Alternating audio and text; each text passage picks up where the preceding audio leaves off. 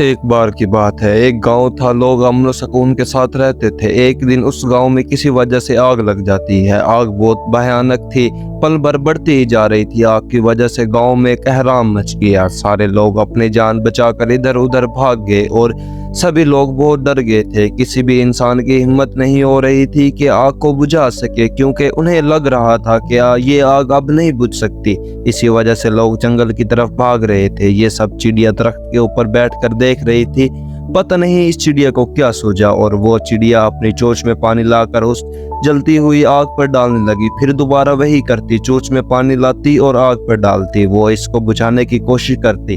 फिर अचानक एक बच्चे की नजर उस चिड़िया पर पड़ी। वो बच्चे भागता हुआ कुछ देर रुक कर उस चिड़िया को देखने लगा और फिर आहिस्ता आहिस्ता पूरे गांव की नजर उस चिड़िया पर पड़ी और वो ये देखकर हैरान हो गए कि इतनी सी चिड़िया अपनी चोंच में पानी डालकर आग बुझाने की कोशिश कर रही है और हम अपना ही घर छोड़कर जंगल की तरफ जा रहे हैं।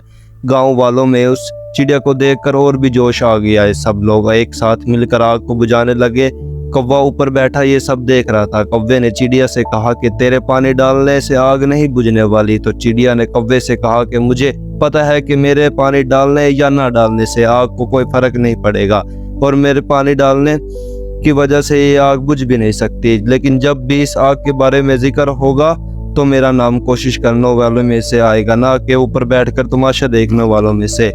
दोस्तों, इस छोटी सी कहानी में बहुत बड़ा सबक छुपा हुआ है कि जब तक कोशिश नहीं करोगे आप कभी भी ये नहीं जान सकोगे कि आप क्या कर सकते हो। दुनिया में बड़े काम सिर्फ उन लोगों ने किए हैं जिन्होंने कभी ये नहीं सोचा हम ये कर सकते हैं या नहीं, बल्कि उन्होंने कोशिश की और अपना अचीवमेंट हासिल किया और अपना नाम रोशन किया।